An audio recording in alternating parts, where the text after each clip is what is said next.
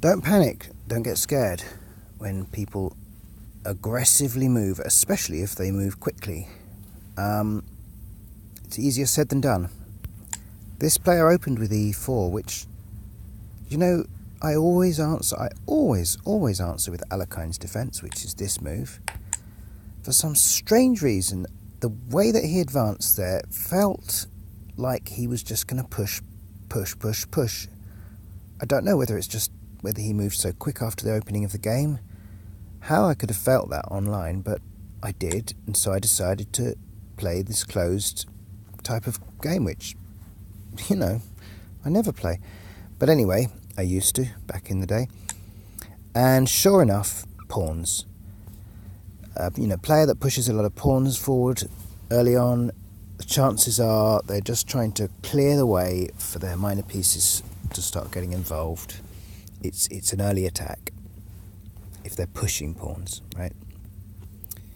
It's not necessarily the case, if they're just like making little fianchettos and things, but this, even with this only moving one square, feels pushy to me. So now out comes the knight, and he attacks my pawn, and I brought the bishop out. I just felt like having something more active in the game against this player, rather than just moving the pawn forward. It also gives me an early castle. And here, my knight's already covered by the queen, so that's all fine. If I really, really have to, I can move the bishop back. Kinside castling. Cover that as well. And I'm already castled. Now, look at him. Yes, he's making a very, very nice sort of attack diagonally there down towards my king's side. But is it good enough? He is attacking fast and furious. And now out comes more artillery. And this could start to get too much for me if he then moves that knight onto the d5 square. So I block that, and now his queen comes in line with his bishop, and I decide that I'm not even going to let his knight move at all. Block off every avenue for that knight to advance now. He's got very, very few ways to advance now. So that's, a sigh of relief. Piece out of the game. And now he really pins his colours clearly to the mast. He is coming with the pawns to break through my barricade and really attack my king like a beast. And my king is slightly suffocated by its own rook.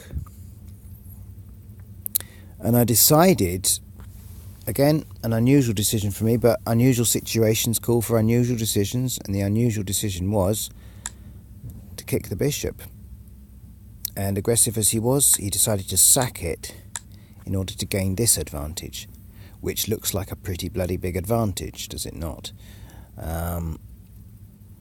And for a very skilled player it would be, I suppose.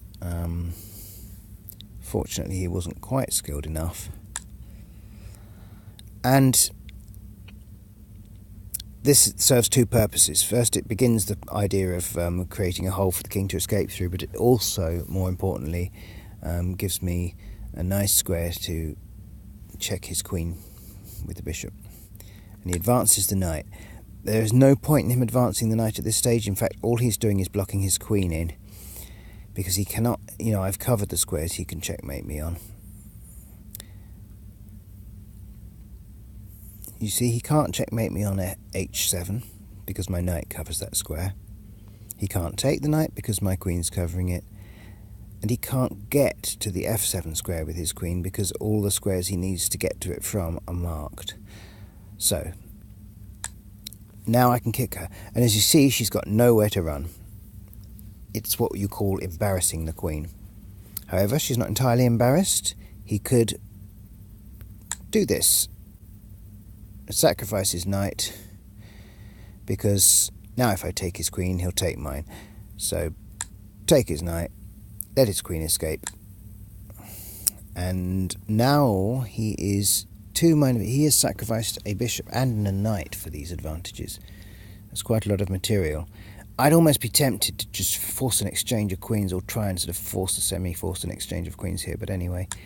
I'm more worried about my king's safety, so we've got to mark some of these pieces.